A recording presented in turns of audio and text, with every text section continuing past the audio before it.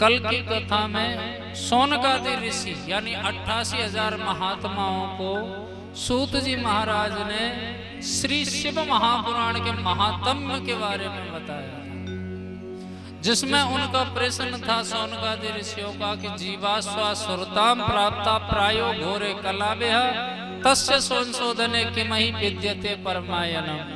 जो सांसारिक जीव अपने कर्मों के द्वारा कष्टों को भोग रहे हैं, उनके कष्ट की निवृत्ति का कोई अगर साधारण सा उपाय है तो वो बताने की कृपा करें। जब उन्होंने बताया कि शिव की शरणागति ही सारे कष्टों का उपाय है, शिव के बारे में कहते शिव के और प्रेरित कैसे होंगे लोग, जब तक लोग शिव के बारे में जानेंगे नहीं, महादेव के बारे में जानेंगे नहीं, तो प्रेरित कैसे होंगे। भाई ठाकुर जी के बारे में बताने के लिए हमारे पास श्रीमद् भागवत महापुराण है और वो जन जन में पहुंच चुकी है। ऐसा कोई भी एक आदि होगा कोई कर्म फूटा जिसने श्रीमद् भागवत महापुराण श्रवण नहीं किया। उसमें तो ठाकुर जी के बारे में पता चल जाता है कि उनका कैसा स्वभाव है, कैसी लीलाएं की, लेकिन देवादिदेव महादेव के बारे में कैसे पता चले। जब उन्होंने श्री शिव महापुराण के लिए प्रेरित किया, सोनकादि ऋषियों ने पूछा कि पहले किसने इसको सुना, जिसके सुनने से इसके जीवन में क्या प्रभाव आया, क्या परिवर्तन आया। तो उन्होंने देवराज नाम के ब्राह्मण का दृष्टांत दिया, जीवन भर को कर्म किया, अंत में शिव महापुराण अज्ञानवश सुनने से भोलेनाथ नंदी पर बिठा करके ले गए, अपना गण बना लिया। दूसरा दृष्टांत दिया माता चंचुला और बिंदुक ब्राह्मण का, जीवन भर कहते हैं पांडित कर्म किया, बुद्धि विकृत हो गई पर स्त्रियों की ओर, कहते हैं चरित्रहीनता जीवन में आ गई। ये कर्म करते करते जीवन निकल गया, प्राण निकल गए, नरक मिला। चंचुला देवी ने भी अंत समय काशी नगर में जाकर के श्रीमद् भागवत महापुराण का श्रवण किया। एक दिन का जन कल्याण की कथा में यजमान बनी, सत्संकल्प कथा श्रवण की, बैठ करके उसी का प्रभाव हुआ कि माता पार्वती ने उनको अपनी प्रिय सखी बना लिया। चंचुला देवी ने यही नहीं, अपने पापी पति बिंदुक जो प्रेत योनि में पड़ा हुआ था उसकी भी भोलेनाथ से मुक्ति करा ली। महात्म्य के अंतर्गत नियम बताए थे कि किस प्रकार कथा श्रवण करनी चाहिए। तो मुझे लगता है एक दो मैयाओं को थोड़े नियम के बारे में ध्यान रहा है, नहीं बाकी तो शायद भूल गई। अब बहुत सी कह रही होंगी बोले हम तो सोफा पे बैठते हैं, आसन कहाँ बिछाएं, सोफा पे भी डाल करके बैठ सकते हैं। कथा का एक नियम है कि कथा सन्मुख बैठ करके, नीचे जमीन पर बैठ करके श्रवण करनी चाहिए। अगर शरीर में क्षमता नहीं है, शरीर साथ नहीं दे रहा, नहीं नीचे बैठ सकते, जब बैठने की सुविधा देखनी चाहिए। हाँ, बोलिए शंकर भगवान की जय हो। तो आइए वहीं चलते हैं नैमिषारण्य क्षेत्र में, जहां सोनकादि ऋषि 88,000 महात्मा विराजमान हैं और उनके मध्य में सूत जी विराजमान हैं। उन महात्माओं का बड़ा सुंदर प्रश्न है आज सूत जी महाराज से, और आज के समय इस संसार में जन जन में ये प्रश्न है कि जितने भी हमारे देवी देवता हैं, हाँ बोलिए पंचायती मैयाओं की, जन जन में हर किसी का प्रश्न है कि जितने भी देवी देवता हैं हमारे, क्या वो साफ आवाज नहीं आ रही के पीछे है? अब वो तो हॉल में गूंजेगी थोड़ी बहुत, तो वो तो गूंजेगी हॉल में। तो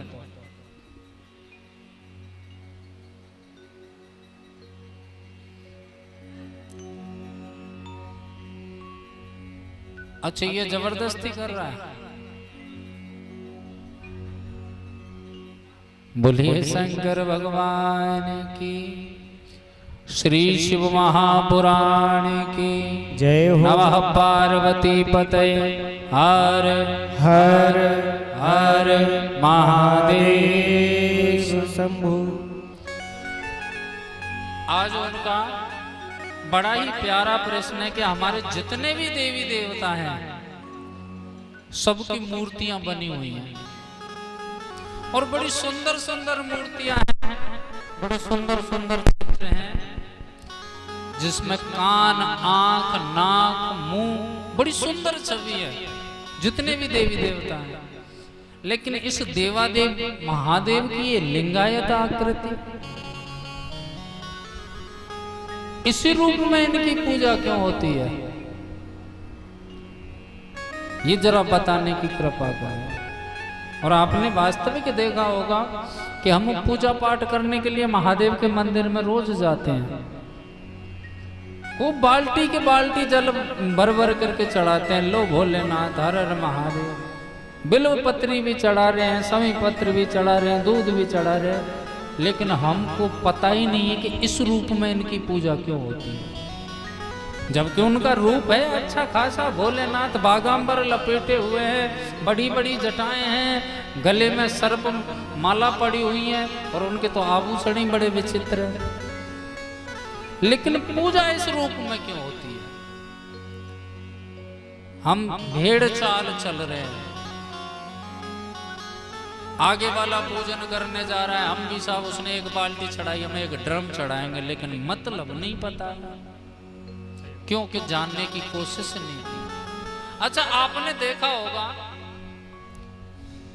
कि सबसे ज्यादा हमारे ये हिंदू सनातन संस्कृति, जिसे वैदिक संस्कृति बोलते हैं, इसके रखवाले, इसको मानने वाले लोग जो सनातन संस्कृति के हैं, वही लोग केवल आपने देखे होंगे जो अपने भगवान पर उंगली उठाता है, भगवान पर तर्क वितर्क करता है, शास्त्रों में कमियां निकालता है, पुराणों में कमियां निकालता है। क्या आपने कभी दूसरे पंथ के व्यक्तियों को देखा है जिसे वो भगवान मानते हैं उसकी अवहेलना करता हुआ? देखा है कभी आपने? कारण है साहब उसमें थोड़ा सा समझ का कारण है, इसलिए वो उंगली नहीं उठाते।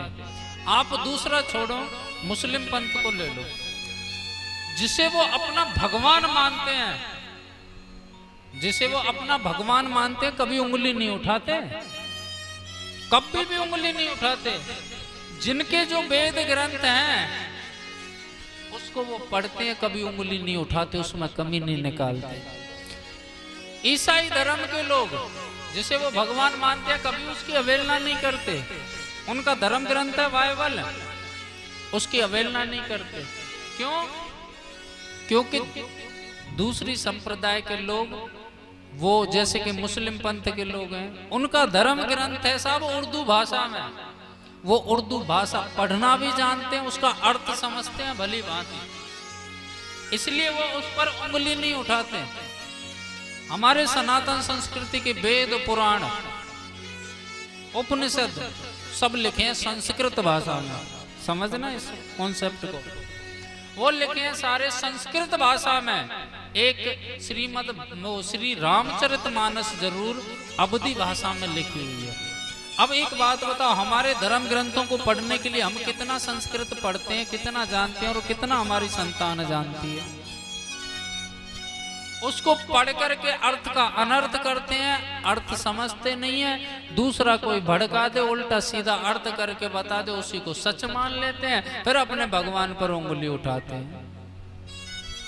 दूसरा नहीं उठाता, हमारे ही उठाते। क्यों? क्योंकि वो ज्यादा पढ़े लिखे ज्ञानचंद हैं। सत्यता यह है कि वो जितने पढ़े लिखे उतने ही गंवार मानो उनको, उतने ही गंवार मानो। एक तो ऐसे ही कथा चल रही थी और भ्रष्टाचार के ऊपर बात चल रही थी, उसमें दृष्टांत आया था। तो एक सज्जन खड़े होकर के बढ़िया पैंट शर्ट और बेल्ट लगा करके और टोपी लगी हुई, चश्मा, और हाथ में इतना बड़ा फोन, मोबाइल आईफोन था। बोले महाराज जी, आप भ्रष्टाचार की बात कर रहे हो कि भ्रष्टाचार मुक्त होना चाहिए। ये बिना भ्रष्टाचार, बिना रिश्वत के तो रामचंद्र जी के राजपाट में भी व्यवस्था नहीं बनती थी, काम नहीं होता था बिना रिश्वत के। मैंने कहा आपने कहां पर पढ़ लिया? बोले हनुमान चालीसा में लिखा है। हनुमान चालीसा में? हमने कहा कहां पर? बोले राम द्वारे तुम रखवारे हो तन आज्ञा बिनु पैसारे। अरे मैंने कहा प्रभु तुम्हारे चरण कहाँ है? उस पैसारे का मतलब है कि बिना समर्पण के, पैसारे का मतलब है समर्पण, बिना समर्पण के कुछ भी प्राप्त नहीं कर सकते आप। और वो सज्जन सीधा का सीधा टेक रहे हैं, बोले पैसारे शब्द आ गया है तो पैसारे का मतलब है नोटों से। अब कौन समझाए इन मोटी बुद्धियों को? रामचरितमानस पर पीएचडी, एक एक शब्द पर पीएचडी करते हैं लोग, जब जाकर के उस कॉन्सेप्ट को समझ पाते हैं। और ये ज्ञानचंद रामचरितमानस उठाई और एक अर्थ, एक चौपाई पढ़ करके उसका अर्थ करने लग गए। लोग ऐसा करते हैं। अब देवादिदेव महादेव की हम आराधना नित्य करते हैं, लेकिन हमको पता ही नहीं है कि भोलेनाथ की पूजा इस रूप में क्यों होती है। और लोग ज्ञानचंद न जाने क्या क्या बता करके भड़का देते हैं, ऐसा ही हम मान लेते हैं। सत्यता ऐसा नहीं है। जब तक शिव के बारे में आप जानने की जिज्ञासा नहीं रखेंगे, तब तक शिव तत्व को समझ ही नहीं सकते। नाम जरूर छोटा है शिव, नाम जरूर छोटा है, लेकिन शिव तत्व तो साहब आदि में भी शिव था, वर्तमान में भी शिव है और अंत में भी शिव ही रहेगा। अंत में शिव रहेगा। सूत जी महाराज ने बड़ा सुंदर सूक्ष्म शब्दों में जवाब दिया। बोले कि इस सृष्टि में पहले कुछ भी नहीं था। परम ब्रह्म ज्योति स्वरूप बताया गया है, निराकार रूप। उससे कहते हैं एक देव की उत्पत्ति हुई और उसको आदेश प्राप्त हुआ कि आप तप के बल पर ऐसी सृष्टि की रचना कीजिए जिसमें केवल प्रेम ही प्रेम हो। उस देव को आदेश हुआ कि आप तप के बल पर, समझना तप क्या होता है, तप के बल पर ऐसी सृष्टि का निर्माण करो जिसमें केवल प्रेम ही प्रेम हो। उसको आदेश मिला। अब सोचने लग गया कि आदेश तो मिल गया, लेकिन सृष्टि कैसे बनाऊं, कैसे निर्माण करूं सृष्टि का। नमः पार्वती पते हर हर हर महादेव शंभु।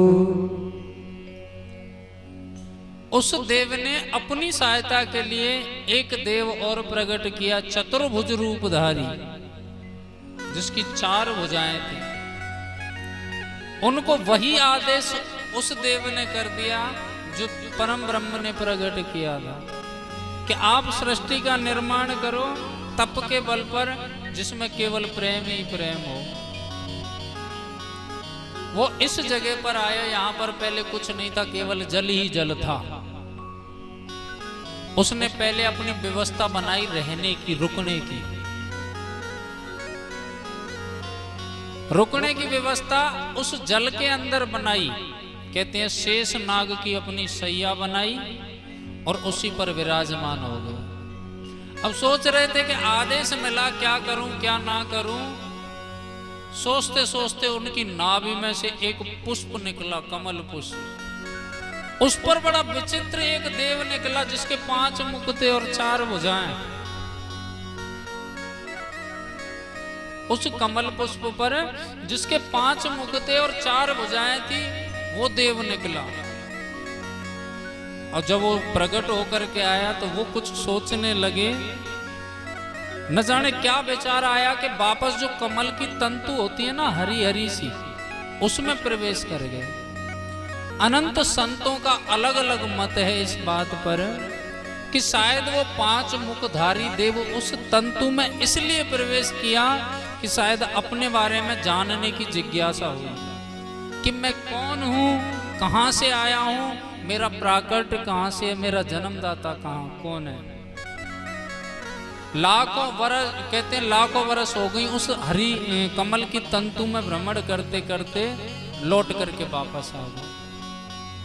ये संकेत देती है कि हमें अपनी जानकारी होनी चाहिए कि हमारा प्राकट कहाँ से हुआ है, हमारे वंश का प्रादुर्भाव कहाँ से हुआ है। आज बड़ी विडंबना है कि सुविधा के अनुसार माता पिता अपनी संतान को समय नहीं दे पाते, अपनी संतान को वो समय नहीं दे पाते। शायद बालक को गोदी में अगर खिलाया है दादाजी ने तो शायद उसको दादाजी का नाम पता हो सकता है, लेकिन पिताजी के दादाजी का क्या नाम है ये आजकल के किसी बच्चे से पूछ लो, बता नहीं सकता। कि बता सकता है? और पिताजी के दादाजी यानी कि स्वयं के दादाजी के पिताजी का नाम नहीं बता सकता। क्यों? क्योंकि हमने अपने वंशावली के बारे में बताने की कोशिश ही नहीं की संतान। मैं तो कहता हूं कि ज्यादा नहीं तो तीज त्योहार पर जब पूरा परिवार इकट्ठा हो अपने वंश के बारे में जरूर चर्चा करनी चाहिए कि तुम्हारे पिताजी का नाम यह है तो तुम्हारे पिताजी के पिताजी का नाम यह है, तुम्हारे दादाजी के पिताजी का नाम यह है, तुम्हारे दादाजी के दादाजी का नाम यह है। ये बात इसलिए कह रहा हूं मैं बताने के लिए क्योंकि भविष्य में जो आज प्रभु श्री राम के लिए बोला जाता है ना, वही कहीं हमारी संतानें हमारे लिए ना बोलें भविष्य में कि हमारे बाबा वास्तविक नहीं थे, वो तो काल्पनिक थे, जैसे प्रभु श्री राम के लिए बोला जाता है। प्रभु श्री राम के लिए लोग बोलते हैं कि राम जी वो ही नहीं थे, ये तो केवल कहानियों में काल्पनिक है, मन गढ़ंत गढ़ना है। क्यों? क्योंकि वंशावली के बारे में जानने की कोशिश नहीं की। अगर वंशावली के बारे में जानना है ना अपने, तो हर किसी के कुटुंब का, हर किसी के गोत्र का एक होता है जो लेखा जोखा रखता है। उसे क्या बोलते हैं?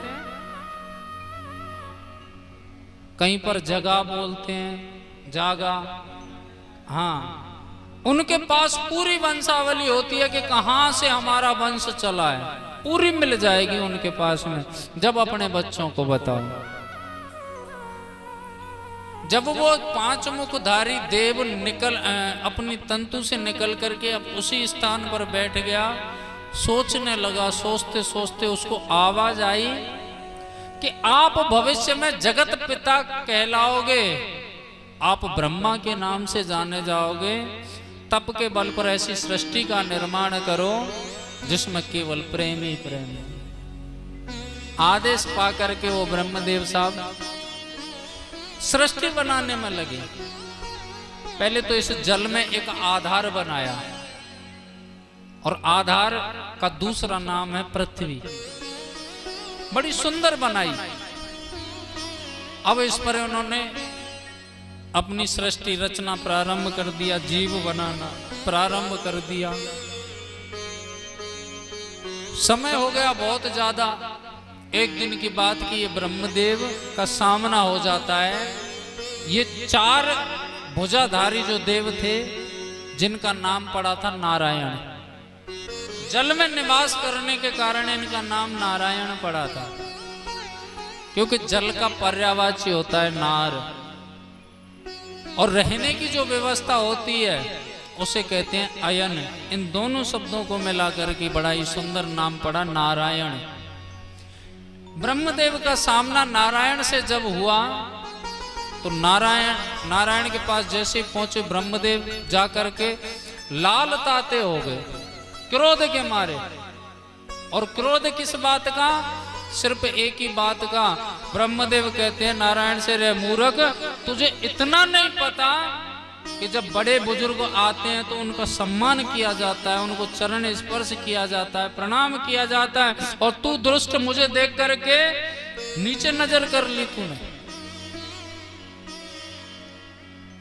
अरे इस सृष्टि को बनाने वाला हूं मैं जगत पिता हूं, और मैंने कहीं ना कोई तुझे बनाया है। नारायण की एक खासियत थी, चाहे कोई कितना भी क्रोध करे उनके मुखमंडल की मुस्कुराहट कभी जाती नहीं थी। मुस्कुरा करके कहते हैं, बोले क्षमा करना बाबा, आपने हमको नहीं बनाया बल्कि हमने आपको बनाया, और सत्यता भी यही है, हमने बनाया है आपको। अब तो इसमें ज्यादा तू मैं होने लगी। तू मैं ये होने लगी कि ब्रह्मदेव तो कहते हैं कि मैं तेरा बाप हूं, और नारायण कहते हैं कि भैया बनाया तो हमने तुझे, अपने मन से तुझ कुछ भी मान ले।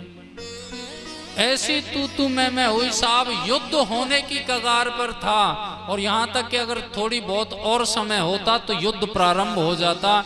इन दोनों के बीच बचाव करने के लिए जो परम ब्रह्म ज्योति स्वरूप से प्रकट हुए थे, जिनको सदाशिव के नाम से जाना जाता है, उन्होंने इन दोनों को बनाया और इनके युद्ध को रोकने के लिए, इनके झगड़े को रोकने के लिए उस सदाशिव ने इस लिंगायत आकृति के रूप में इन दोनों के मध्य में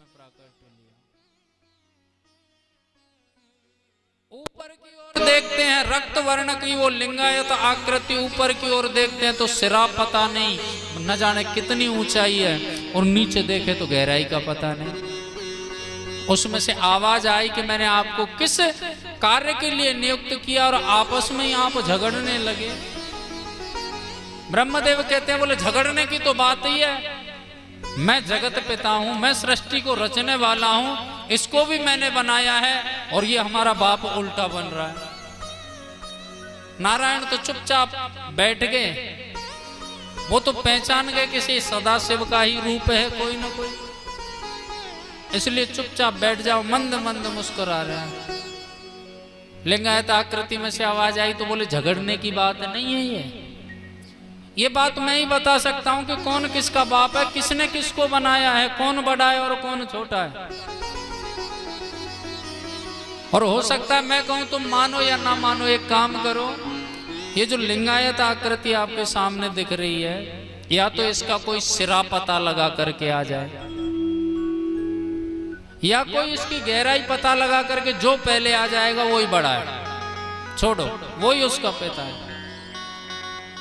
ब्रह्मदेव बोले हम तो ऊपर की ओर जाएंगे भाई। नारायण बोले हम तो चरणों में ही ठीक है।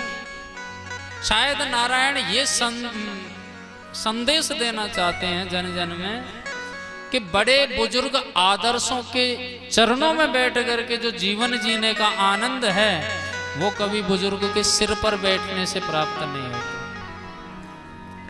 नारायण तो चुपचाप आकर के बैठ गए, बोले सदाशिव की पार पाना मुश्किल ही नहीं नामुमकिन है, इसलिए चुपचाप बैठ जाओ, जो फैसला होगा वो ठीक है। ब्रह्मदेव ने हंस का रूप बनाया, हंस अवतार लिया, ऊपर की ओर भ्रमण करते रहे, पता ही नहीं न जाने कितने वर्ष तक भटके, और जब भटकते भटकते परेशान हो गए तो कहते हैं उनको वहां पर एक पुष्प नजर आया। उस पुष्प को देखा तो ब्रह्मदेव ने सोचा कि यहाँ पर तो पहले से कोई मौजूद है। परिचय किया, बोले भैया एक बात बताओ, तुम यहाँ कैसे? भाई तुम यहाँ कैसे? जब उसने अपना परिचय दिया कि मैं केतकी का पुष्प हूँ, हमारे लिए कोई स्थानीय नियुक्त नहीं है, तो ऐसे ही भ्रमण करते रहते हैं। ब्रह्मदेव ने कहा, बोले एक काम कर, मेरे साथ पृथ्वी लोक पर चल और मैं तेरी पूजा करवा दूंगा हमेशा हमेशा के लिए। शिव महापुराण की कथा कहती है कि अगर किसी से कुछ करवाना है तो लालच देना पड़ता है। ब्रह्मदेव को शायद कोई कार्य करवाना है, बोले चल मेरे साथ पृथ्वी पर और मैं तेरी हमेशा हमेशा के लिए पूजा करवा दूंगा। उसने कहा, बोले चलो भैया, लेकिन उसके बदले एक काम करना पड़ेगा। क्या? बोले नीचे चल करके तुझे गवाही देनी है। गवाही देनी है? बोले कैसी गवाही? बोले ज्यादा कुछ नहीं, अगर मैं हाँ कहलवाऊं तो हाँ कह देना, ना कहलवाऊं तो ना कह देना। बोले ठीक है भैया चल। शिव महापुराण की कथा ये भी कहती है कि इस सृष्टि का जो सर्वप्रथम गवाह था वो ही झूठा था, तो इस कलकाल में सांचा गवाह कहां से मिलेगा? जो कोर्ट कचहरी में गवाही दिलाई जाती है वो धन दे करके झूठी गवाही होती है ज्यादातर। केतकी के पुष्प को लेकर के आए ब्रह्मदेव और आकर के बोले मैंने ऊपर का सिरा देख लिया। आकृति में से आवाज आई, बोले ब्रह्मदेव झूठ बोलता है। बोले लो जी, हमको तो पता था साहब ये बात आनी है कि झूठ बोल रहा हूं, इसलिए मैं अकेला नहीं आया, गवाह साथ लेकर के आया। बता रहे केतकी के पुष्प, मैंने ऊपर का सिरा देखा है। उसने भी साहब हाँ में हाँ मिला दी। कहते हैं सदाशिव को बड़ा क्रोध आया। ब्रह्मदेव ने ऊपर के मुख से यानी जो पांचवा मुख था उससे झूठ बोला, उसे त्रिशूल से काट करके उस लिंगायत आकृति में से त्रिशूल निकला जिसे काट करके नष्ट कर दिया उस सिर को।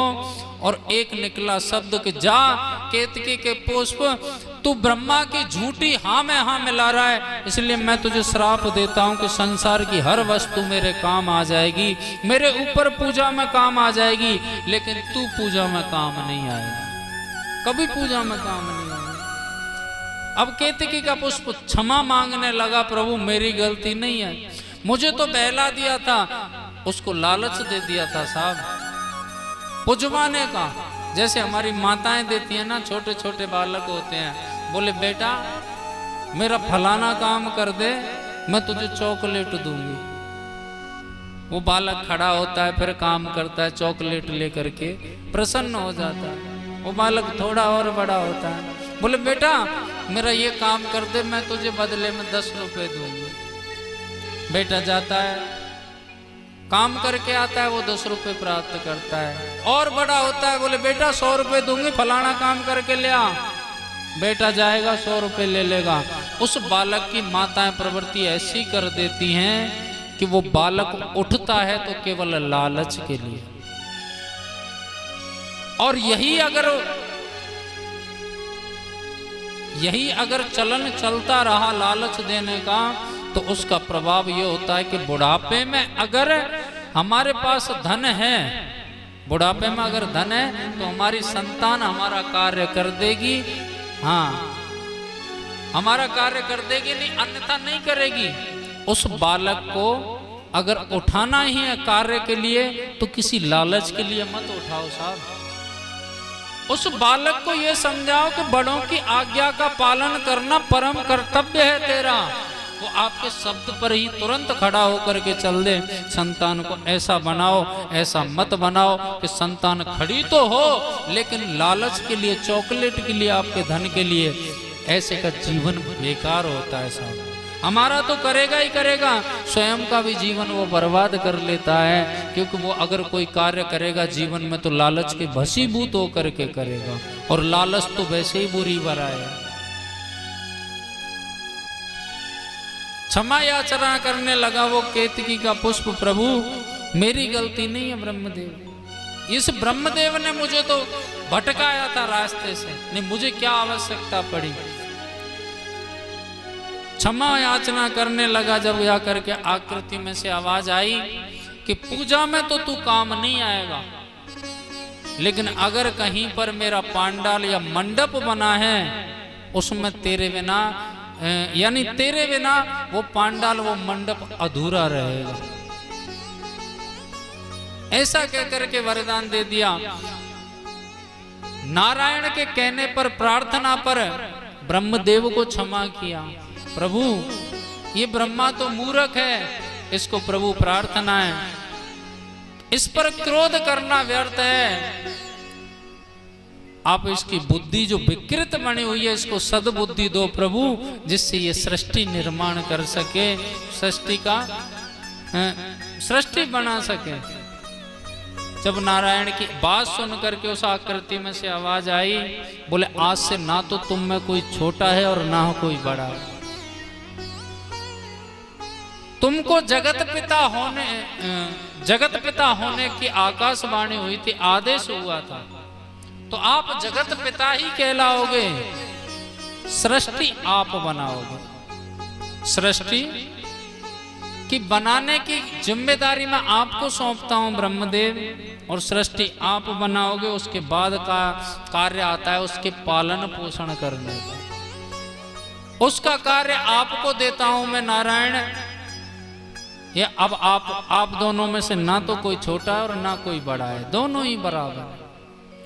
नारायण बोले, तुरंत बोले प्रभु एक थोड़ी सी शंका है, एक व्यक्ति की व्यवस्था और करनी है। बोले क्यों? बोले हम ऐसा आधार नियुक्त नहीं कर सकते कि जिस पर सृष्टि बनती जाए बनती जाए बनती जाए, उसका भार आधार से नहीं कर पाएगा, यानी कि पृथ्वी। प्रकृति में एक नियम ऐसा और स्थापित करवा दो कि आगे से सृष्टि बनती रहे और पीछे से बिगड़ती रहे। बनाने का और पालन पोषण का कार्य संभालने के लिए तो हम हैं, अंत में मिटाने का और कोई एक व्यक्ति की व्यवस्था कर दो। आकृति में से पुनः फिर आवाज आई, बोले सृष्टि के लिए अपनी सहायता के लिए तुम दोनों को प्रकट करवाया, आप दोनों का निर्माण हुआ, आप दोनों ही आपस में लड़ने झगड़ने लग गए। भाई हमारी कोई क्षमता नहीं है तीसरा व्यक्ति बनाने की, एक काम करो तीसरा वाला कार्य हम ही ले लेते हैं, तीसरा वाला कार्य हम स्वयं ले लेते हैं। यानी इस सृष्टि को बनाने वाले हैं ब्रह्मदेव, उसका पालन पोषण करने वाले हैं भगवान नारायण, और अंत में संहार कर देते हैं मेरे देवादिदेव महादेव। ये सृष्टि तीन के अधीन है, ब्रह्मा विष्णु और महेश। ये तो हमारे मामा जी का नाम है, तुमको कैसे पता चला? अच्छा भोलेनाथ का ही नाम है क्या? अब फिर तो ठीक है, वैसे अनन्य नाम है भोलेनाथ के। अनन्य जैसी स्थिति में है उसी में मेरे भोलेनाथ का नाम पड़ जाता है। अगर शिवलिंग कहीं टेढ़ी है तो टेढ़ेश्वर महादेव, सीधी है तो सीधेश्वर महादेव। आजकल तो जातियों से और जोड़ देते हैं। आगरा साइड में एक बघेल समाज का गांव है पूरा, उधर की साइड में बघेलों को बोलते हैं लोधे। महादेव का बड़ा ही सुंदर मंदिर है, हम प्राण प्रतिष्ठा कराने के लिए गए थे उसमें। बोले महाराज जी मंदिर का नाम क्या रखें, महादेव का क्या नाम रखना है? मैंने सोच लो पीछे स्वर लगा लेना, स्वर लगाओ मेरे महादेव प्रकट हो जाएं। तो उन्होंने उस मंदिर का नाम रख दिया अपने उसी के जाति के ऊपर ही, लोधेश्वर महादेव। बोलिए शंकर भगवान की जय हो। ये सृष्टि तीन के अधीन है, ब्रह्मा विष्णु और शंकर जी। और आज के समय में तीन के आंकड़े को क्या कहा जाता है? कोई भी अगर शुभ काम हो, तीन व्यक्ति उसमें पहले चले जाएं, क्या कहते हैं? तीन तिगाड़ा और तीन तिगाड़ा और काम बिगाड़ा। और ये सत्यता यह है कि इस सृष्टि को बनाने वाले ही तीन हैं। ये हमारे मन का वहम है कि तीन तिगाड़ा और काम बिगाड़ा, तीन अशुभ नहीं होते, तीन हमेशा शुभ ही होते। अरे तीनों में से, इन त्रिदोवों में से तीन को, दो को छोड़ दो। संहार करता कोई पकड़ लो, इसका तो तीन से जन्म जन्मांतर का संबंध है। हाथ में त्रिशूल लिए हुए हैं, उसमें जो शिखर हैं वो कितने उस त्रिशूल में? तीन। मस्तक पर गंगा माँ को विराजमान किया है, उस गंगा माँ की धाराएं पता है कितनी है? तीन।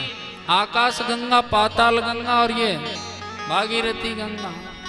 और तो और छोड़ो, मेरे भोलेनाथ मस्तक पर त्रिपुंड लगाते हैं, उसकी रेखाएं कितनी?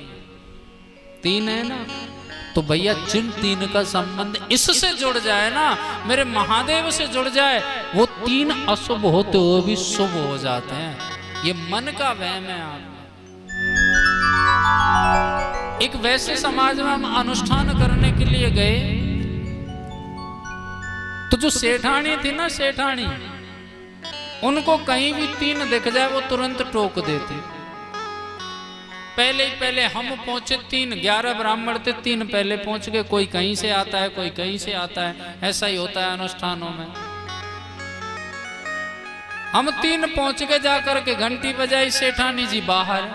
अरे पंडित जी प्रणाम, आओ आओ आओ। जब हम 3 देखे तो बाहर गेट से निकल करके इधर उधर देख रही है। मैंने कहा हुआ? बोले तुम 3 ही आए हो? मैंने और भी आते होंगे। बोले सोन को सोन 3। मैं क्यों? बोले 3 का नाम ठीक नहीं रहता। अरे मैंने कि मर गए भाई गर्मी को समय। तो बोले अंदर आए कि अभी यहीं खड़े रहें, तो एक आध और आ जाए उसके बाद। बोले अब आए हो तो थोड़ा इधर बैठ लो, अंदर बाद में आना। अरे मैंने कहा ठीक है। मेन दरवाजे से अंदर आके बैठ गए साथ। 11 ब्राह्मण, सुबह अनुष्ठान प्रारंभ हुआ, भजन करने का, जप करने का। सब ब्राह्मणों के सामने 3-3 बर्तन रखे, एक आचमनी जो चम्मच सी होती है, एक लुटिया और एक तांबड़ी जो प्लेट सी होती है। अब वो देखे तो फिर, अरे आचार्य जी या कहीं करवा रहे हो तुम? मैंने क्यों कहीं होगा? बोले ये 3-3 बर्तन लेके बैठे हैं, या तो 4 करो या इनको 2 करो। अरे मैंने कहा ये तो बीमारी बहुत बुरी है। मैंने उनको पकड़ के बैठा लिया। मैंने कहा एक बात बताओ मैया, ये किसने कहा तुमसे 3 का नाम बुरा होता है? बोले नहीं होता है। मैंने तो कैसे? बोले वो मुझे नहीं पता, लेकिन 3 हमेशा खराब ही रहते हैं, बना हुआ कार्य बिगड़ जाता है। जहां पर अनुष्ठान चल रहा था वहां पर उस बरामदे में बड़ी सुंदर प्रभु श्री राम दरबार की मूर्ति लगी हुई थी। और वो मैंने कहा एक बात बताओ मैया, ये मूर्ति देख रहे हो आप सामने, तस्वीर, और वो तस्वीर कब की थी?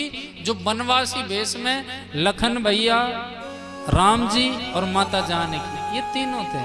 मैंने कि देखो वो तस्वीर। बोला हाँ हाँ हाँ, इन्हीं की वजह से 3 तिगाड़ा काम बिगाड़ा, जब से ही तो हुआ है। मैंने कहा कैसे? बोले जिस दिन से ये बन गए थे ना ये तीनों के तीनों, जब से ही लोग बुरा मानते हैं। और बुरा मानते नहीं होता ही है, पंडित जी मानो या मत मानो। मैंने कहा एक बात बताओ, जिस दिन ये अयोध्या से गए थे ये 3 कब थे? जब ये महल से निकले, पूरी अयोध्या नगरी साथ में। जब अयोध्या वासियों को छोड़ा तो सारथी जो सुमंत था वो साथ में। सुमंत को छोड़ा, वहां से केवट मिल गया, निषाद राज मिल गया, और सत्यता यह पूरे वनवास में ये 3 रहे ही नहीं। ये तो 3 से संख्या इनकी ज्यादा ही रही। किसने कहा? लेकिन उनकी समझ में नहीं बैठी साहब। ये उनका मन का वहम है। और मन का वहम तो ऐसा होता है कि आपने देखा होगा, बड़ी बड़ी गाड़ियां लेकर के आते हैं और भगवान के भगत कहलाते हैं। बढ़िया गाड़ी लाएंगे, उस पर लिखाएंगे हारे का सहारा बाबा श्याम हमारा, गाड़ी पर लिख रहे हैं। कालों के काल महाकाल महादेव शंभू, जय श्री राम, जय माता दी, सब देवताओं के नाम गाड़ियों पर कोई न कोई जिसे इष्ट मानता है उसका लगा करके रखता है। जा रहे हैं किसी कार्य से, सामने से बिल्ली निकल जाए, उसका बाप भी आगे बढ़ के दिखा दे। ये सोच है। सत्यता ये है कि जिसका तुमने नाम लगा रखा है ना अपनी गाड़ी पर, जब उतना उसका सामर्थ्य है कि कोई भी अनिष्ट होने वाला हो, उसकी कृपा हो जाए तो कभी बुरा कार्य नहीं हो सकता। लेकिन लोगों की भ्रांति है, भरोसा नहीं है जिस पर नाम लिखा है, जिसका नाम लिखा है उस पर, उससे ज्यादा भरोसा है उस बिल्ली पर। अगर ये बिल्ली आगे निकल गई तो जरूर गड़बड़ होगा, लेकिन उसे ये नहीं पता है कि तू किसके नाम के सहारे चल रहा है, किसके नाम के सहारे चल रहा है। जिसकी आप शरणागत हो, अगर आप उस पर श्रद्धा रखते हो तो उस श्रद्धा विश्वास को कम मत होने दो, वो कभी अनर्थ नहीं होने देगा। और मन में ये फालतू की बातों को लेकर के चलोगे तो मामला गड़बड़ है। 3 का संबंध भोलेनाथ का जन्म जन्मांतर से ऐसा।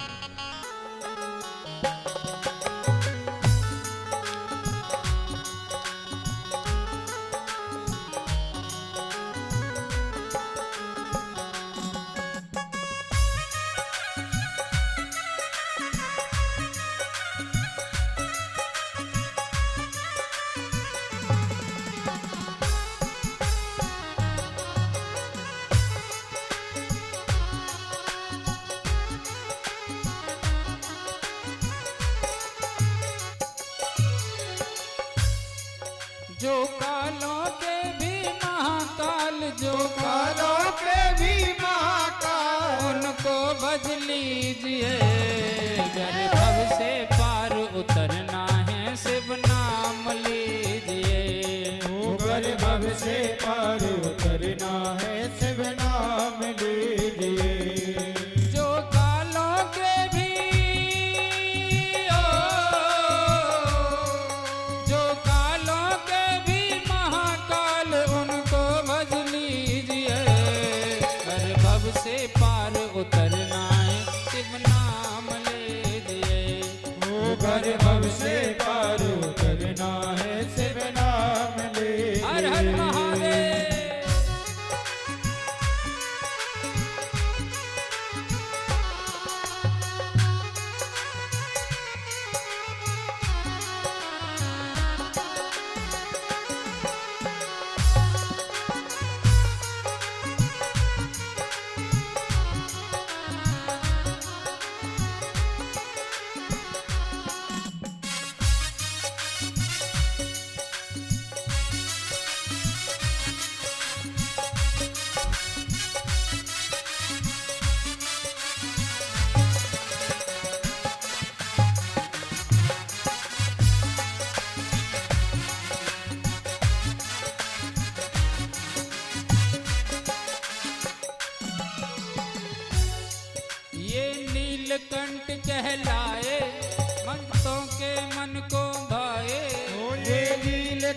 कहलाए, भक्तों के मन को भाए। ये नीलकंठ कहलाए, भक्तों के मन को भाए। ये नीलकंठ कहलाए, भक्तों के मन को भाए। जो इनके दर पर आए, मन चाहा वर वो पाए। जो इनके दर पे आए, मन चाहा फल वो पाए। ऐसे काशी, ऐसे काशी के वासी को हृदय भर लीजिए। कर भव से पार उतरना है, शिव नाम लीजिए। ओ घर भव से पार उतरना है, शिव नाम लीजिए। अच्छा, भजन किस किस को अच्छा लग रहा है? तो सभी ताली बजाते हुए गाओ ना। और मैं हाथ उठा करके ताली बजाऊं तो हाथ उठा करके मेरे साथ बजाया करो। इसके भी दो फायदे हैं। हाँ, कल बताऊंगा, आज नहीं बताऊंगा। हर हर महादेव।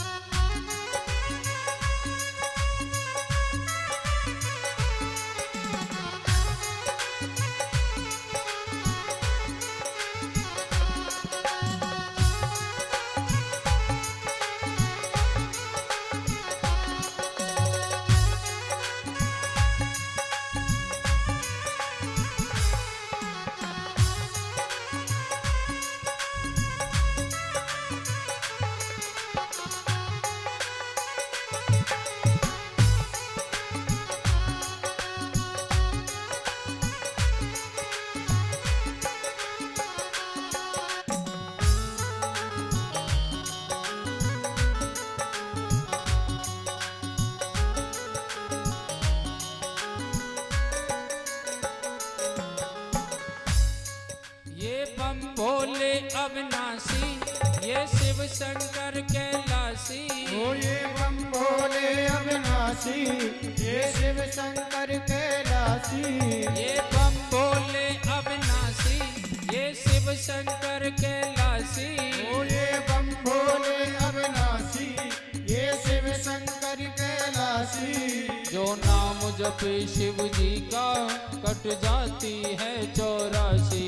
जो नाम रटे शिव जी का, कट जाती है 84। ऐसे भोले, ऐसे भोले भंडारी को अपना कर लीजिए। गर भव से पार उतरना है, शिव नाम लीजिए। ओ गर भव से पार उतरना है, शिव नाम लीजिए। जो कालों के भी महाकाल, जो कालों के भी महाकाल, उनको भज लीजिए। गर भव से पार उतरना है, शिव नाम लीजिए। ओ गर भव से पार उतरना है, शिव नाम लीजिए। हर हर महादेव।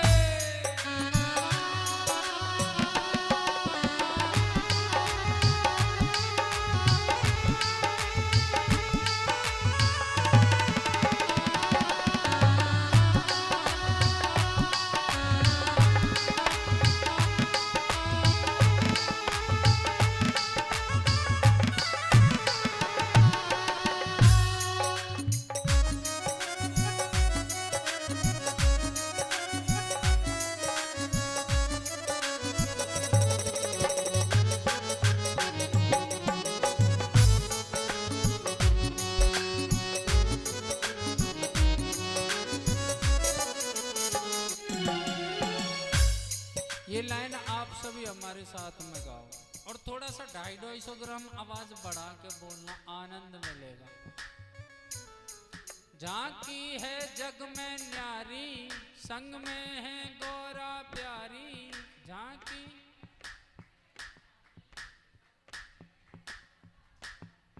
सबको बोलना है। बहुत सी मैया तो ऐसे बैठी हैं जैसे रसोई घर में सिलेंडर खत्म हो जाता है ना, जो आप काहे करे।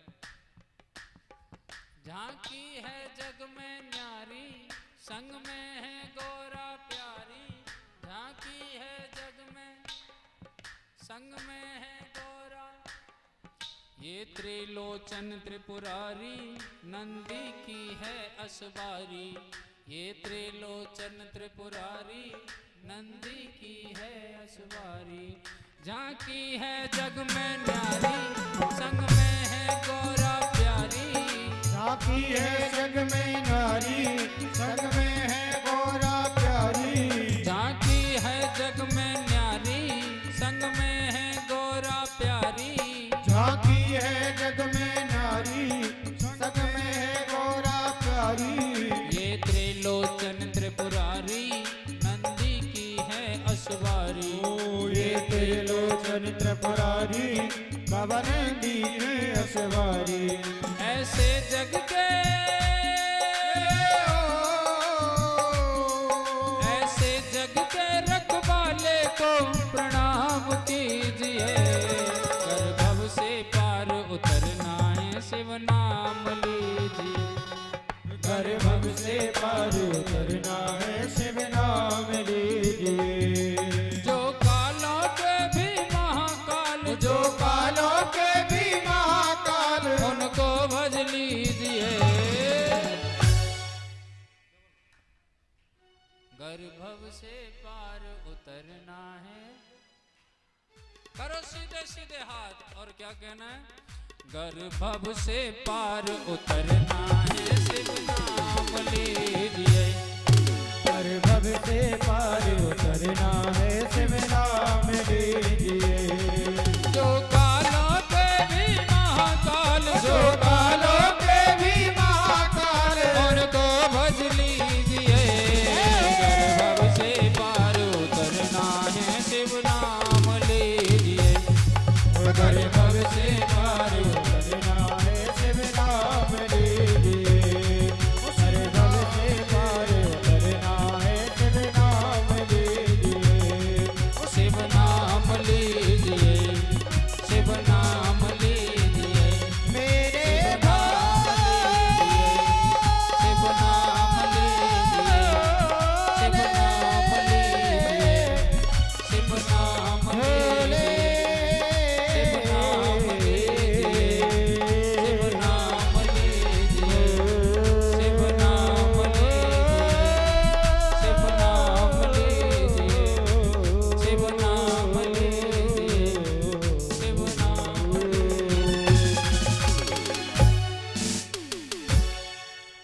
जो कालों के भी महाकाल, जो कालों के भी महाकाल, उनको भज लीजिए।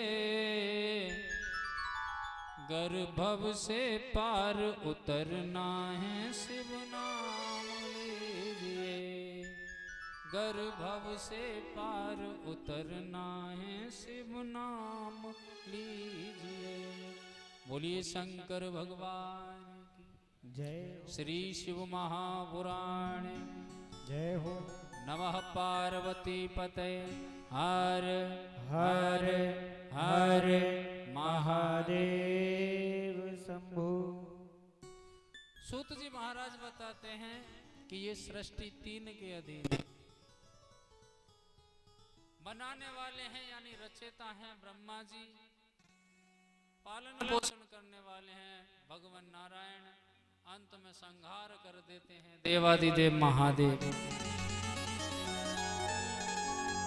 जब ये कार्य निर्धारित हुआ तो नारायण भगवान हाथ जोड़ करके बोले, प्रभु एक प्रार्थना और है। लिंगायत आकृति में से आवाज आई, बोले आदेश करें। बोले आप इस धरा पर जब प्रकट होकर के आ ही गए हो तो आपसे प्रार्थना है कि भक्तों के कल्याण के लिए आप इस धरा पर ही विराजमान रहें, अपने भक्तों का दुख दूर करें, कष्ट दूर करें। आकृति में से आवाज आई कि तुम दोनों के लिए मैं इस धरा पर इस रूप में अवतरित होकर के आया। जो भी भगत मुझे इस रूप में पूजेगा उसे मैं मनोवांछित वर प्रदान करूंगा, फल प्रदान करूंगा। सूत जी महाराज ने कहा कि सदाशिव ने इस धरा पर सर्वप्रथम इसी रूप में प्राकट लिया था इसलिए महादेव की आराधना, महादेव की पूजा इस लिंगायत आकृति के रूप में की जाती है। शौनकादि ऋषि बोले प्रभु तो ये बताओ महादेव की पूजा के नियम क्या है, महादेव की पूजा कैसे करनी चाहिए। सूत जी कहते हैं, बोले नियम संसार में होते हैं, समझना, नियम संसार में होते हैं, महादेव के यहां पर अपने भक्तों के लिए कोई भी नियम नहीं। भक्त जिस प्रकार से चाहे उस प्रकार से पूजा कर सकता है, जैसा उसका मन करे। प्रभु सामग्री क्या होनी चाहिए? सूत जी महाराज ने कहा कि महादेव की संपूर्ण सामग्री वनस्पति से मिलती है। संपूर्ण सामग्री वनस्पति से मिलती है। और यहां तक कि मैं तो ये कहता हूं कि संसार में जो काम ना आने वाली वस्तु है ना, ऐसी ऐसी सामग्रियां महादेव की पूजन की, क्योंकि ये एक ऐसा निराला देव है, इसको प्रसन्न करने के लिए ज्यादा आडंबर करने की आवश्यकता नहीं है। एक लोटा जल चढ़ा दो तो प्रसन्न हो जाए, दूध चढ़ा दो तो प्रसन्न, दही चढ़ाओ तो प्रसन्न, शहद चढ़ाओ तो प्रसन्न, मीठा ऊपर चढ़ा दो तो प्रसन्न। और तो और जो संसार में काम की चीज नहीं है, भांग, धतूरा, आकड़ा, न जाने क्या क्या है, वो सब चढ़ता है, उससे ही प्रसन्न हो जाता है। हमारे प्रदीप मिश्रा जी कहते हैं कि एक लोटा जल और सारी समस्याओं का हल। लेकिन ये भोले भाले लोगों के लिए, हर किसी के लिए नहीं है। शिव महापुराण तो ये भी कहती है कि मन में भरा हो छल तो क्या करेगा एक लोटा जल।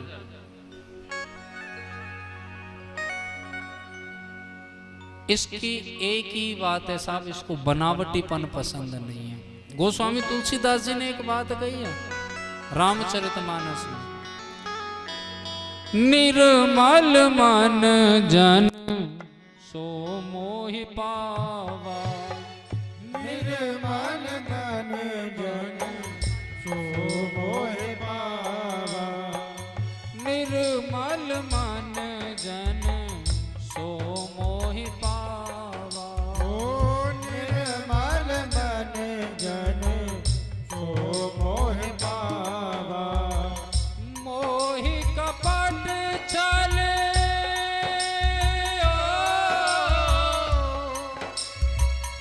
मोहि कपट छल छिद्र न भावा, निर्मल मन जन सो मोहि पावा, ओ निर्मल मन जन सो मोहि पावा। ये तो मेरा भोलेनाथ सीधा कहता है कि तू संसार में बना रहना टेढ़ा होशियार, मुझे छल कपट बिल्कुल भी पसंद नहीं है, क्योंकि महादेव के मन में कोई छल कपट नहीं है। सीधा संदेश है इनका तो कि मन में कपट नहीं और मेरे मंदिर में पट नहीं, जब चाहे तब चला आ तू।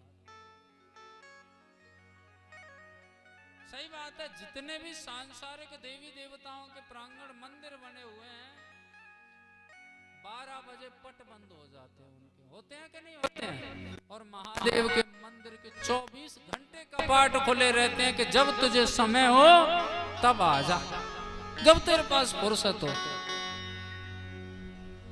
महादेव के मंदिरों पर कभी कपाट नहीं होते, लेकिन क्या करें, आज की व्यवस्था ही ऐसी है। हाँ, मंदिर में अगर पट ना लगाओ तो और पहले चप्पल चोरी जाती थी, हम मूर्ति को ही उठा ले जाएं। और खास करके ये तो बड़ा खतरनाक क्षेत्र है। पिछली बार जब कथा प्रारंभ भी नहीं हुई थी, पांडाल लग रहा था, 4 मोबाइल चोरी करके ले गए रात ही रात में। हाँ, मंडली वालों के। हाँ, ये बैठो एक तो 4 मोबाइल ले गया, आंख लगती। अब ऐसी जगह पे तो साहब लगाने ही पड़े। बोलिए शंकर भगवान की।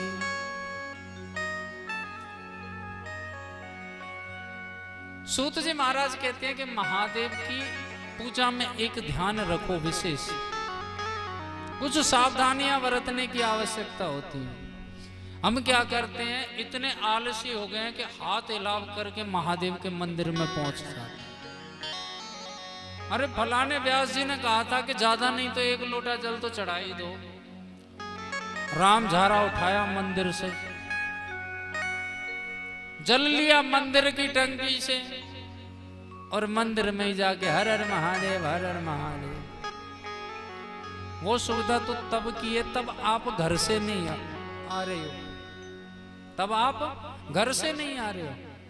महादेव शिव महापुराण की कथा कहती है कि महादेव पर शिवालय में जो जल चढ़ाने के लिए ले जा रहे हो आप, वो अपने घर का होना चाहिए, घर के पात्र का होना चाहिए। जो पात्र जल चढ़ाने के लिए है वो स्वयं की कमाई से होना चाहिए। अगर आपकी कमाई ठीक ठाक है तो महादेव पर जल चढ़ाने के लिए सोने का लोटा बनवाओ साहब। आपकी कमाई आपको इस लायक अगर महादेव ने बनाया है कि हाँ मेरी सामर्थ्य है, मैं सोने के लोटे से जल चढ़ा सकता हूं। सामर्थ्य नहीं है तो कोई बात नहीं, चांदी के लायक होगी। अगर चांदी लायक भी हमारी सामर्थ्य नहीं है तो साहब बाजार में अष्ट धातु के पात्र आते हैं, अष्ट धातु के भी नहीं खरीद सकते साहब, नहीं है इतनी इनकम हमारे पास में, नहीं है धन। तो तांबे का आता है, तांबे का भी खरीदने की हैसियत नहीं है हमारी, तो पीतल का आता है। अब पीतल का भी नहीं खरीद सकते, इतना नहीं है तो साहब स्टील का ले सकते हो आप, कोई दिक्कत नहीं है। हमको महादेव ने इस लायक बनाया ही नहीं है। एक होता है श्रद्धा और एक होती है कंजूसी, ये 2 अलग अलग चीज हैं।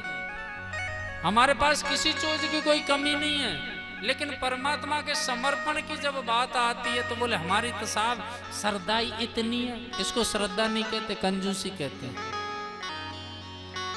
कंजूसी करनी है तो उस जगह पर करनी चाहिए जहां पर हमारा धन वेस्ट जा रहा है, जहां पर हमारे जीवन की कमाई वेस्ट जा रही है। हम कमा कमा करके रखते हैं, कमा कमा करके रखते हैं और इतना रख देते हैं कि 7 पीढ़ियां बैठ करके खा जाए। धन कमाना मैं मना नहीं कर रहा हूं, धन कमाना अच्छी बात है, लेकिन धन कमाने के चक्कर में अपने इस तन की भी सुध बुध भूल जाओ आप, ये अच्छी बात नहीं। किसके लिए कमा रहे हो? लोग कहते हैं साहब अपनी संतानों के लिए, अपने बच्चों के लिए कमा रहे हैं, जिससे हमारी संतान को कोई दिक्कत ना हो। साहब संतान को दिक्कत वाली बात नहीं, उसे आप निकम्मा बनाए दे रहे हो। एक बात आती है कि पूत सपूत तो की धन संचय, समझना इस कॉन्सेप्ट को। मैं धन कमाने के लिए मना नहीं कर रहा, खूब कमाओ, सामर्थ्य है उतनी कमाओ, लेकिन इतना भी मत कमाओ कि शरीर का ही सत्यानाश कर दो। पूत सपूत तो की धन संचय और पूत कपूत तो की धन संचय।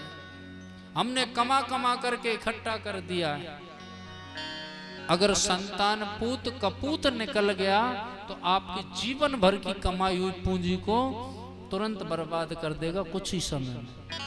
सही कह रहा हूं कि गलत कह रहा हूं? कुछ हाँ तो कर दिया करो। हाँ, पूत जिसके लिए हमने कमा कमा करके इकट्ठा किया, अपने तन की भी सुध ना रखी, पेट काट काट करके धन इकट्ठा किया है, भूखा रह रह के धन इकट्ठा किया है, और कपूत निकल गया, सारी कमाई का सत्यानाश, सबको बेच करके। दूसरी बात आती है कि पूत सपूत तो की धन संचय।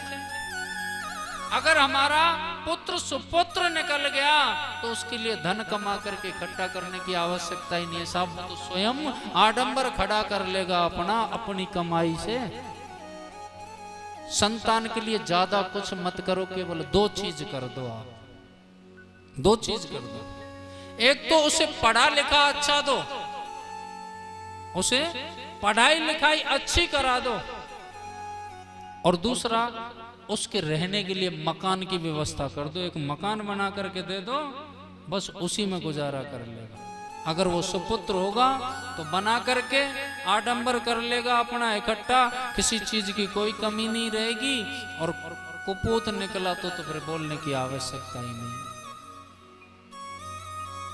इसलिए श्रद्धा और कंजूसी अलग अलग है। श्रद्धा का मतलब है कि हमारी कमाई का 10वां भाग,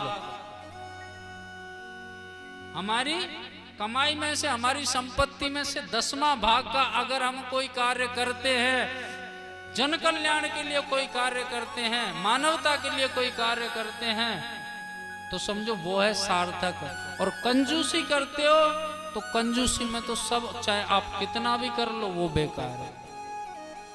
बोलिए शंकर भगवान की जय। अगर सामर्थ्य सिर्फ इतनी ही है कि परिवार चलाने के बाद में सिर्फ इतना है मेरे पास में कि एक स्टील का लोटा ला सकता हूं, आप वो लेकर के आइए साहब, क्या बुराई है महादेव पर जल चढ़ाने के लिए। इतनी भी सामर्थ्य नहीं है, महंगाई का जमाना है साहब, एक पैसा बचता ही नहीं है, इनकम ही इतनी है, तो प्लास्टिक का मग्गा आता है बाजार से 10 रुपए का, आप उससे जल चढ़ाओ, महादेव अति प्रसन्न होंगे साहब, अति प्रसन्न होंगे। आपके दिखावे से नहीं, आपकी सामर्थ्य के अनुसार कार्य है। मंदिर में जल चढ़ा यानी महादेव पर जो जल हो वो स्वयं के घर का होना चाहिए, पात्र हो वो स्वयं का होना चाहिए। जो भी सामग्री अपने साथ लेकर के जाओ, मंदिर से अगर कोई लेने की चीज है तो वो है केवल बिल्व पत्र। बिल्व पत्र केवल ऐसी चीज है जिसे आप चढ़े हुए बेलपत्र को लेकर के दोबारा धो करके चढ़ाने से वही लाभ प्राप्त होता है जो एक ताजा बेलपत्र चढ़ाने से प्राप्त होता है। और बेलपत्र में तो साक्षात महादेव बसते हैं। आपके पास कुछ भी ना हो ना, केवल एक बिल्व पत्र से ही महादेव को रिझा सकते हो आप, केवल एक बिल्व पत्र के द्वारा। बिल्व पत्र रुद्राक्ष का कमाल था, जो माता आदिशक्ति जब सती बन करके आई और महादेव के साथ मिलन हुआ, नहीं कोई चांस ही नहीं था कि महादेव के साथ में माता सती का विवाह हो जाए। केवल बिल्व पत्र और गुरु वचन की महिमा थी जो महादेव मिले। बिल्व पत्र साक्षात महादेव का वास है। बिल्व पत्र तो कहते हैं, यहां तक शिव महापुराण की कथा कहती है कि जिनके घर पर बिल्व वृक्ष रूपी महादेव स्थापित होते हैं, उस घर में कभी बाहरी बाधाएं नहीं आती, उस घर में कभी कलह पैदा नहीं होता, उस घर में कभी नेगेटिविटी नहीं आती। नेगेटिविटियों का खंडन करता है ये बिल्व वृक्ष। लोग कहते हैं साहब हम कैसे लगाएं घर पे, हम तो किराए के मकान में रहते हैं, हम कैसे लगाएं साहब, मकान तो है पर 50 गज का है। अरे तुम किराए से रहते हो, एक बार इस बिल्व वृक्ष रूपी महादेव को स्थापित तो करके देखो। उस किराए के मकान में ही हो सकता है महादेव कृपा करें, आपका घर मकान शीघ्र अतिशीघ्र स्वयं का हो, 50 का 100 गज में बदल जाए। जिस प्रकार माता तुलसी की स्थापना की जाती है, जैसे माता वृंदा की स्थापना की जाती है, ऐसे ही बिल्व वृक्ष की स्थापना की जाती है। जो मुख्य दरवाजे से अंदर प्रवेश जैसे ही करते हैं, दाहिने हाथ पर हमको महादेव रूपी बिल्व वृक्ष के दर्शन हो, ऐसी जगह स्थापित करना चाहिए। महादेव ये बिल्व वृक्ष स्थापित करने के घर पर इतने फायदे हैं कि किसी भी कारणवश हम शिवालय नहीं पहुंच पाते तो उस बिल्व वृक्ष के नीचे जल चढ़ाने से हमको वही महादेव पर चढ़ाए हुए जल का लाभ प्राप्त होता है। जिस प्रकार माता तुलसी की सेवा की जाती है, उसी प्रकार से बिल्व वृक्ष की सेवा की जाती है। जिस प्रकार तुलसी माता पर दीपक जलाया जाता है, उसी प्रकार बिल्व वृक्ष पर भी दीपक जलाया जाता है। पूजा के लिए जब आओ, बिल्वपत्र तोड़ करके महादेव के मंदिर ले आओ, उससे ये लाभ। जिस प्रकार माता तुलसी से तुलसी दल लिया जाता है, इसी प्रकार बिल्व पत्र के पत्ते भी लिए जाते हैं। जिस प्रकार माता तुलसी के लिए कुछ दिन निषेध बताए गए हैं, उसी प्रकार बिल्व वृक्ष के लिए भी दिन निषेध होता है। माता तुलसी के लिए तो पता होगा कि किस दिन तुलसी दल नहीं तोड़ा जाता, बताओ पीछे से कोई? रे सब अलग अलग बता रहे, आपस में सलाह कर लो, कहीं बताना है। कोई तो कह रहा है बोले इतवार को नहीं तोड़ा जाता, कोई कह रहा है रविवार को नहीं तोड़ते, और कोई कह रहा है संडे को नहीं तोड़ते। अब किसकी मान है? अच्छा, तीनों का मतलब एक ही है, फिर ठीक है, फिर तो सही है। तिथियां भी कुछ निषेध है। जिस तिथि में एकादशी का स्पर्श हो उस तिथि को ये तुलसी दल नहीं तोड़ा जाता। लेकिन बिल वृक्ष से बिल पत्र हफ्ते में 3 दिन नहीं तोड़ा जाता। पहला दिन इतवार को बिल पत्र नहीं तोड़ा जाता। भूल जाओ तो आज की कथा देख लेना। और यही बात मैंने पहले भी बताई थी, पहले भी पानी पेच की कथा पढ़िए, यूट्यूब चैनल पे देख लेना। उसमें पहले नंबर इतवार को बिलपत्र नहीं तोड़ा जाता, दूसरा सोमवार को भी नहीं तोड़ा जाता। नहीं पागल नहीं बना रहा, मैं सही बता रहा हूं। और तीसरा गुरुवार को भी बिलपत्र नहीं तोड़ा जाता। हफ्ते में 4 दिन मिलते हैं हमको तोड़ने के लिए, मंगलवार को और बुधवार को तोड़ा जाता है, और शुक्रवार शनिवार को तोड़ा जाता है। समय भी इसका निर्धारित है, दोपहर 1 बजे से पहले पहले, बाद में नहीं। बाद में तोड़ने पर दोष लगता है। हाँ बहुत सी भैया मैं समझ रहा हूँ, उसी बात को बता रहा हूँ कि पागल बना रहे हो खामा का। हमको सोमवार को पूजा करनी हो, बेलपत्र तोड़ने के लिए मना कर रहे हो। तो 2 दिन बताए ना, सोमवार से पहले, इतवार से पहले आता है, शनिवार को तोड़ा जाता है। शनिवार को तोड़ करके रख लो। शिव महापुराण की कथा कहती है कि बिल्व पत्र कभी बासा नहीं होता, खराब नहीं होता। बिल्व पत्र कभी खराब नहीं होता। और यहाँ तक कहते हैं कि बिल्व पत्र की अगर व्यवस्था ना हो तो बिल पत्र इकट्ठे कर लो, यानी पत्ते, और सुखा करके उनका चूरा बना लो। जब भी आप महादेव की आराधना करने जाओ, वो चूरा जा करके महादेव पर चढ़ा दो, आपको वही लाभ मिलेगा जो एक ताजा बिलपत्र चढ़ाने से मिलता है।